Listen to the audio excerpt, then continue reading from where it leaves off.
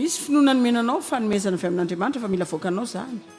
Ary mila voakanao zany amin'ny alalan'ny fanaovana ny taridalana avy amin'Andriamanitra, amin'ny alalan'ny vavaka izay tarihan'Andriamanitra, amin'ny fitenenana zavatra izay mifanaraka amin'ny tenin'Andriamanitra.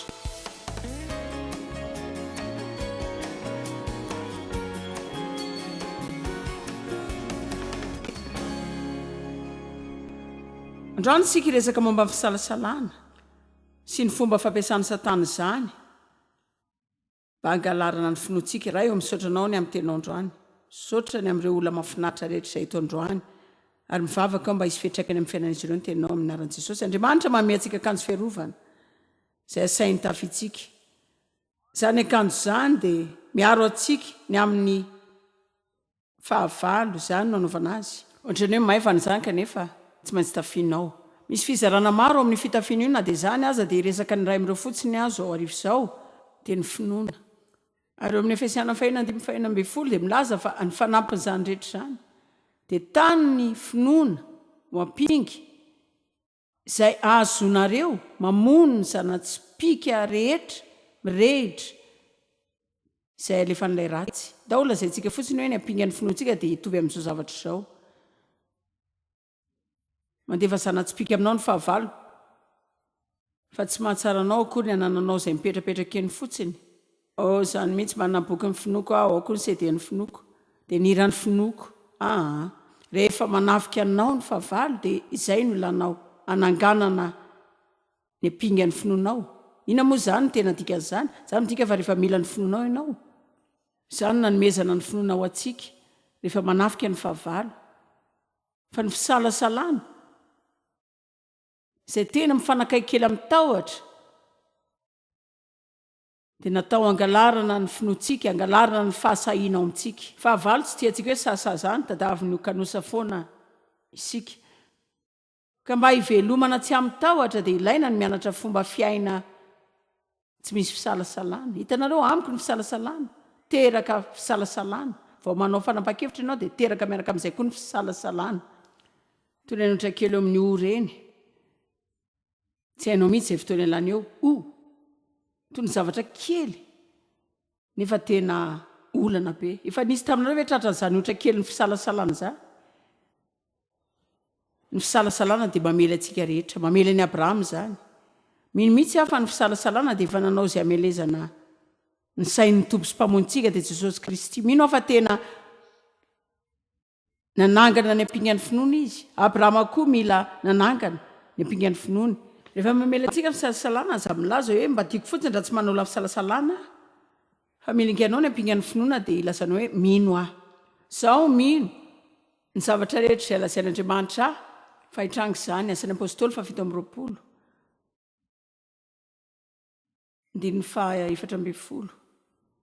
Paul tao anaty sambo niaraka tamin'ny karazan'olona samihafa dia mba hivero ange zao hoe nisy rivo mahery afitapoka dia mitovy amin'ireny tamin'i Jesosy tao anaty sambo ireny niaraka tamin'ny mpianatra vao izy hoe ndao sika andeha eriapita.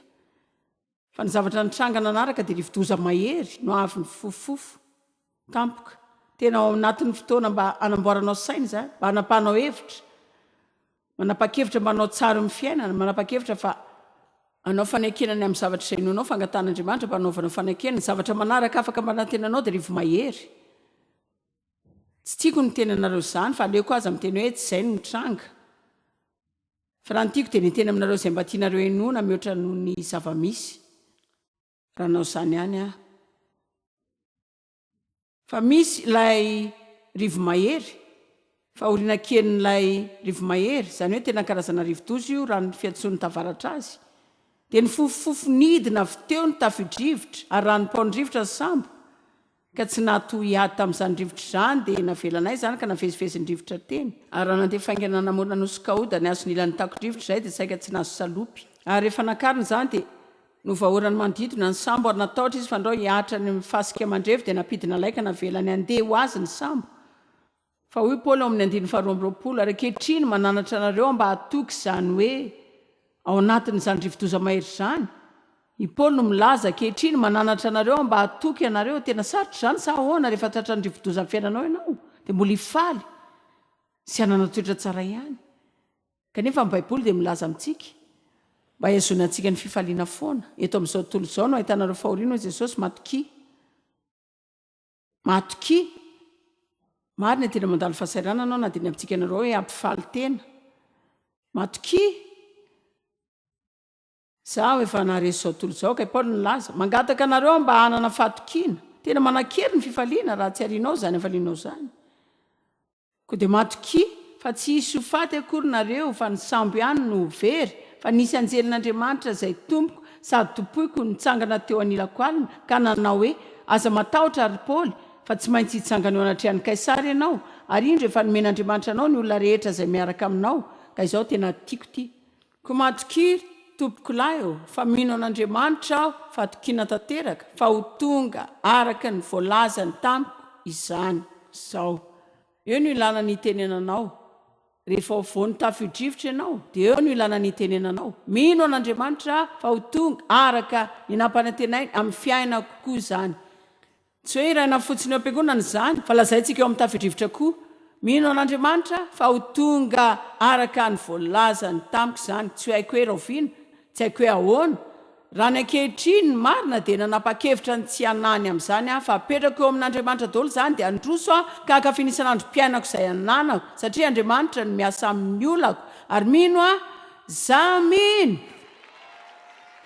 mino ataoko fa ny fomba nandratantsika ny ampingan'ny finoantsika dia ny teny izay noantsika amin'ny vavantsika jereo ny finoana dia hery iray izay mitoetra ao anatinao ao izay nomen'Andriamanitra anao mba hahafahan'ny finoana manao zavatra tsara dia mila vana zany ary veriko fa mamany finoana isika rehefa miteny rehefa mivavaka sy rehefa miasa everiko fa mino aho fa mamany finoko isaky ny tonga ery amin'ny ry sapanana kely ry ka tongeto joro atao anatrehanareo ka manokatra ny vavako zay no asan'ny finoko ary marina ntiako ambara tsy matahotra ny manao zany aho fa nanao zany foana fa rehefa nandeha tamin'ny lalana iny voalohany tamin'ity marain'ity dia nihevitra zao aho hoe hiaraka indray sika everinareo vao ositranao zany foana dia ohatrany hoe aty amiko foana ny zavatra tsy maintsy lazainy matetika tsy zany tanareo ohatrany hoe tena azonareo fa hitako hoe rehefa mandeha fotsiny aho dia asehoko ny dingan'ny finoko fa matodika an'Andriamanitra ary amin'ny fotoana maro ny tsy natsapahako hoe miaraka amiko izy mandra-panaovako an'izany matetika mihitsy sadavintsika daholo ny pirofo rehetra fa miaso eo amin'ny fiainantsika Andriamanitra mialohany anaovantsika zavatra misy finoana nomenanao fa nomezana avy amin'Andriamanitra mila voakanao zany ary mila voakanao zany amin'ny alalan'ny fanaovana taridalana avy amin'Andriamanitra amin'ny alalan'ny vavaka izay tarihan'Andriamanitra amin'ny fitenenana zavatra izay mifanaraka amin'ny tenin'Andriamanitra ka rehefa avy ny fisalasalana fomba hiadiana amin'ny fisalasalanao dia misalasala ny fisalasalana ka rehefa napiditra ny fisaina ny fisalasalana ny devoly dia hoe hoe misalasala zany fisalasalana zany aho fa izaho mino fa ho tonga araka izay nylazain'Andriamanitra tamiko ihany zany ivery fa tsy tena manan-kevitra zany sika zany hoe zaho zao vonany anoratra boky mikasika ny vavy tena nianatra zany efa hoeri-taona mihitsy aho ary nianatra mikasika ny herin'ny teny ary tsy mitsahatra ny talanjona na amin'ireo zavatra dala izay tenentsika ary ireo zavatra tsara izay afaka lazaintsika ka afaka ny amoaka fitahiana mahagaga eo amin'ny fiainantsika zany zaho tena mino marina fa afaka mandresy ny fisalasalana ianao amin'ny fitenenana fotsiny hoe teny hoe za mino fa ho ataon'Andriamanitra arak'izay nampanantenany azy zany tsy miraraha fa mila lazainao 5 zany mialohan'ny anginany devoly toy izanao zany dia rerahanao izy za mino fa ho tonga araka izay nolazain'Andriamanitra tamiko zany marina ame voninahitra Andriamanitra.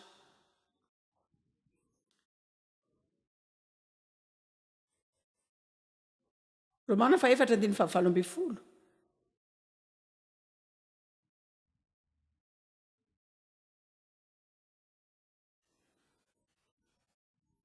Abrahama ndresahany eto efa tsy nanantena izy fa nanantena ihany kanino izy aloha teto nandalo tena olana nosetraina mafy nanana ny teny fikasan'Andriamanitra izy tsy nisy zavatra nitranga arak'izay mba fotoana ny safidianany azy teo isan'izany ny fahadisoany satria izy nandeha araky ny nofo ka mandra-piasan'Andriamanitra atao anatin'izany izy Sara dia nanana hevitra izay azo ireo manokana reheveriko fa izay nampaginany fahalemby amin'Andriamanitra.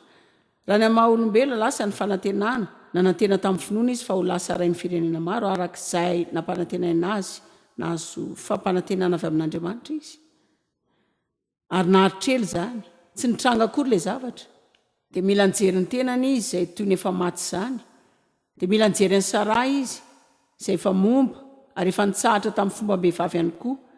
Izy roa zany teo azoko antoka fa tsy isy atenaina raha tena sainina. Fa nahazo teny fikasana avy amin'Andriamanitra zareo fa hananjanaka ary ho lasa rain'ny firenena maro ihany koa. Ary satria tsy mba nalemy finoana izy rehefa nijery ny fahalemen'ny tenany, dia nihevitra ny tenany izay efa ohatry ny maty, fa efa tokony 100 taona izy. Sy ny fahafatesany kibony Sara ny zavatra rehetra eto maty daholo. Jereo ty tsy nisy tsy finoana na tsy fatokiana na mpisalasala azy na afantaniana mampisalasala mikasika ny teny fikasan'Andriamanitra fa nitombo amin'kery izy nampahireziny finoana ka nanokatra ny vavany izy nilaza zavatra izay namoaka ny finoany. Niandry izy tonga ny fisalasalana, tonga ny fanontaniana, tonga ny fizongozonana dia namely azy zany dia nanokatra ny vavany izy dia nidera sy nanome voninahitra an'Andriamanitra. Andriamanitra midera sy misaotra anao fa manana teny fampanantenana avy aminao. Misaotra anao Andriamanitra fa tsy mba olombelona ianao ka hantaingy. Fantatro Andriamanitra fa miasa ianao zao ary zao mihiny fa hita ny vokatry ny finoako aho. Fa lasaiko zao nareo miteny zavatra betsaka sika fa mieritreritra hoe firy amin'ito amin'ity efitrano ity miresaka zavatra tsara amin'ny fotoana tsara. Matetika nataontsika rehefa manana olana sika dia miantso nama sika dia mitaraina. Miantso ny olo-patatsika sika dia monimonina. Dia tiatsika ny olona mba hitsetratsika. Izay mampahery nofo zany fa tsy mba manao soa ny fanahintsika mihitsy. Amen. Zaho mitory kokoa noho ny ataonareo fa hijanona rehefa tsy mampahery anareo zany. Tsy mampahery ve zany? Zany hoe miresaka ny zava-misy sika eto androany. Fakapanahy mitovy ihany ny antsika rehetra.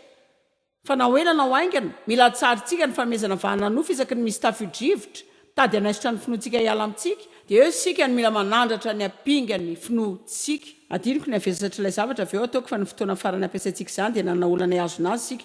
Ny any olona ny loloha azy tamin'izany satria tia hampiasa ilay izy ihany. Fa rehefa tazako avy eto aoriana zany dia hoe Andriamanitra hitako hoe tena mavesatra ka ilay izy. Sady zany ka dia ny tena hoe tena tsy fantatro mety tsy hampiasa an'iny andro amin'ny maraina. Tena mavesatra be iny tsy haiko raha mba ho afaka ny bata hampiasa an'iny araka ny lavako azy. Ary hitako fotsiny tao anatin'izany matetika ny mibata ampinga ny finoana dia mitaky mihoatra ny ezaka izay mety mba tiatsika ho atao satria tsy fantatro mihitsy hoe impiry ianao no mila mibata zany ray andro mba hiaro anao amin'ny zanatsipika amin'ny rehetra alefan'ny Satana. Zavatra rehetra izay angatan'Andriamanitra no ataontsika dia tsy misy mora. Mena antsika ny ampinga fa hainareo inona ny mety azo raha manao izany ela be aho. Dia hanomboka niry ozatra ty sandroko havanana ity. Ary laintsika mihitsy izany ampiasana ny finoantsika. Aleloia. Dia nitombo hery tamin'ny finoana izy satria nidera sy nanome voninahitra an'Andriamanitra. Tsy hoe ngonongona sy ny taraina na nanome tsiny izy. Marka 5:12.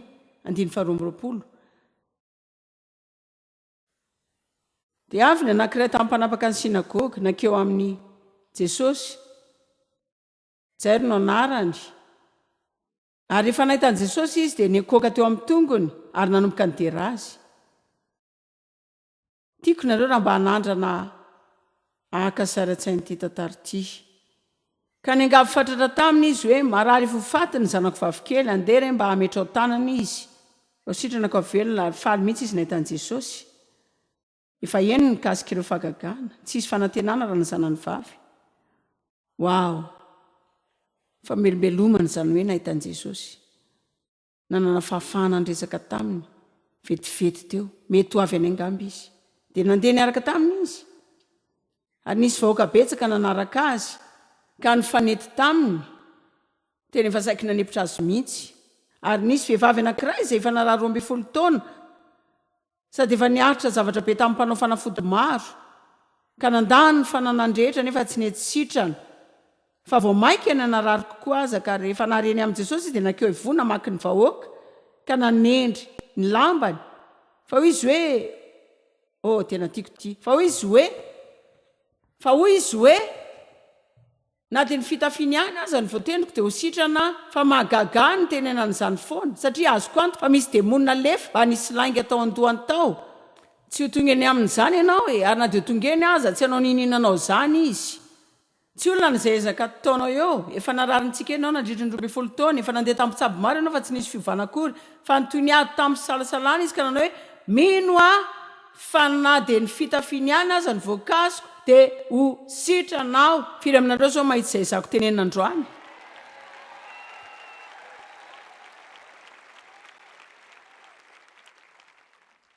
mila manomboka milaza zavatra ao amin'ny tafidrivotra isika izay anao zavatra tsara ho atsika fa tsy niresaka mambolay tafidra fotsiny baiboly milaza fa afaka miteny amin'ny tendrombohitra isika izy tsy milaza hoe miresah momba ny tendrombohitra fa izy hoe mitenena aminy any amin'izay tianao alehany alleloia manan-kery ianao eo amin'ny vavanao mamelona sy ny mamony dia samy an'ny lelanao zavatra fa mihitsy no eno rehefa ampiangonanao dia zavatra fa koa rehefa ianao rery misazakala mahatsiaro toy ny hoe ny any amin'ny elo rehetra any manolotra anao eo no ilana hitenenanao ilay teny ary mila tenenao amin'ny feo mafy izany alay fisaretsainy izao avy any izany le madama rehefa hatrany ilay fitsihana dia nitsahatra tanteraka ary tampoka no atsiarovany fanasitranana amin'ny tenany amin'izany aretiny izany tiako mihitsy ilay tampoka amin'ny baiboly andriamanitro 12 taona ty vehivavy ity narary foana tsy hisaina intsony ny dokotera efa nandehanany nandany fananandrehetra dia izao tampoka mary ny sasany aminareo zao tratra ny tampoka teo amin'ny fiainanareo nandeha ny 12 taona 20 taona fa raha mitoy miteny foana ianao raha mitoy miteny foana fotsiny ianao mino an'andriamanitra mino fa ho tonga arak'izay nampanantenany azy zany mino azy ao afaka mahazo ilay tampoka ianao ary mety ho androany zany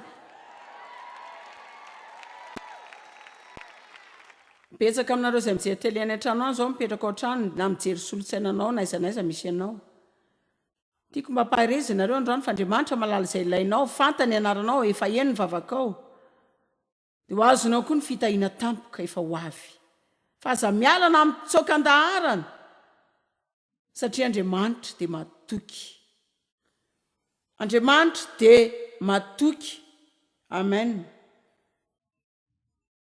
ary niaraka tamin'izay dia fantatry jesosy fa nisy hery niala taminy tsapany ny finoany izay nanala hery tao aminy tsy mahafinaritra ve zany tsy mbola fantany akory hoe izy ilay vehivavy izy zany tsy nangataka ninina taminy akory raha vehivavy fa ny finoany fotsiny no nanala hery tao aminy ka nanasitrana azy sika mbola manana anjairy ny joro teo nanao fandiniana n'izany rehetra zany ary izy zao ilay mananjanaka vavy efofaty fa niseho tamiko tamin'ity marain'ity hoe manahirana sy mahasosotra sy mahatezitra atraiza tamy moa zany rehetra zany zao jesosy dia mandany fotoana indray resana amin'ity vehivavy ity aloha jesosy manana io fahazarana fafa io mijanona eo amin'ny olona eo izy tsy magaga ve zany marina izy mijanona ho an'ny olona maratra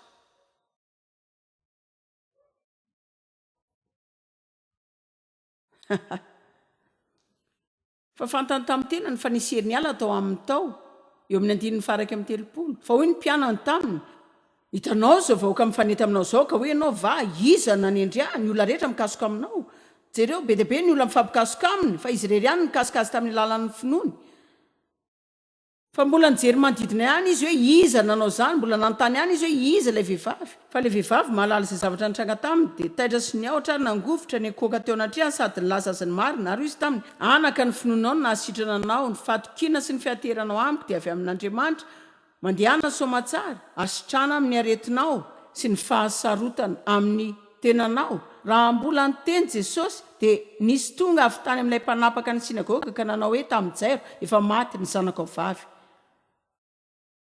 ny olona rehetra zany dia mbo alay fisaratsiana kely ange izay mety ho fahatsapahana tamin'izany tena jesosy raha tsy nijanona niaraka tamin'ny teo izao nao efa narary 12 taona ange izy mba afaka ny andro kely izy mandra-piverinao avy any Zany hoe verina reo fa tsy zany ve fisainandreo olo reo tena olona mitovy amintsika ihany reo. Reo olona rehetra vakitsika eo amin'ny baiboly tsy hoe karazan'olo kafa mihitsy akory fa mitovy amintsika ihany, manana fihetseham-po sy sainy reny. Baiboly milaza fa Elia dia olombelona tahaka antsika ihany. Dia very kely ange ilay tranga efa tara loatra fa maty izy. Nahoana ianao no mbola manahirana mpampianatra ihany zao 5:30 dia tena manampy mba hatakarana an'izany. Fa tsy nahoan Jesosy izany teny nataony izany.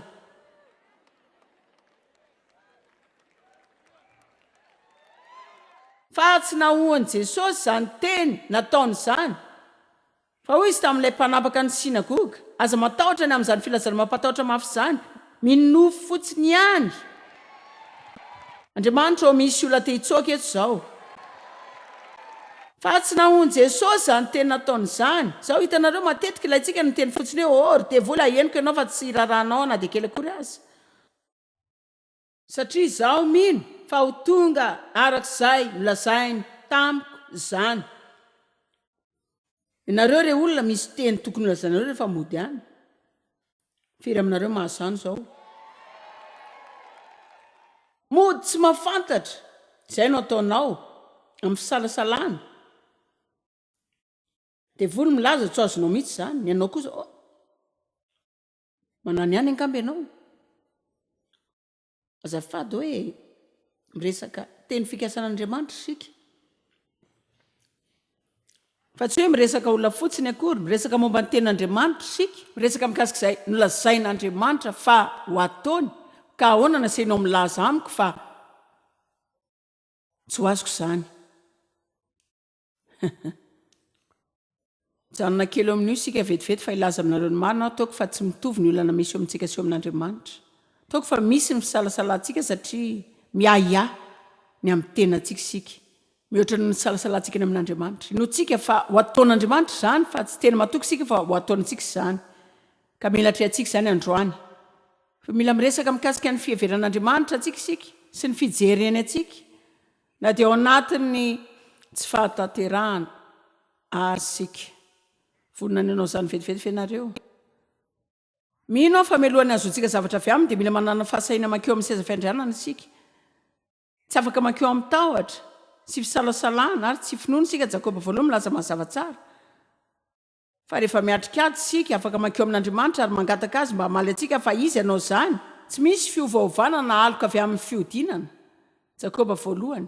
Tsy misy fiovaovana na aloka avy amin'ny fiodinana. Ina moa dika izany? Tsy mampatsiahy ny fahotana taloha ela izy. Tsy fazindray ireo zavatra rehetra taloha izay nataontsika ka ilazana amintsika hoe tsy tena mananantoka indray ny hanampianantsika satria eo ireo toetra ratsy taloha. Ninona lasantsika tany raha manatona n'Andriamanitra isika dia hanome antsika fahendrena izy sy haneho antsika izay ataontsika eo amin'ny olona antsika. Fa ny voalazany hoe mila mangataka tsy ampisalasalana, ampinoana, ampinoana. Satria raha misalasala ianao dia toy ny alondrano atopatopan'ny rivotra mijoro eo anoloan'ny sampanana roa ianao. Ary amiko tsy misy zavatra mampalahelo mihoatra izany hoe mijoro eo anoloan'ny toerana roa tsy afaka manapa-kevitra izay iray mba hinonao. Na isika ino an'Andriamanitra, na isika ino ny fahavalo, na isika ino an'Andriamanitra, na isika ino fihetseham-pontsika, na isika ino an'Andriamanitra, na isika ino izay lazain'ny olonantsika, na ino an'Andriamanitra, na ino feon'ny fieritrretantsika, na ino an'Andriamanitra, na ino ny olana misy eo amintsika. Ary everiko fa efa ela teo ianao ka mahalala tsara fa Andriamanitra no manalaza tsara indrindra mihoatra n'ireo safidy hafa rehetra ireo.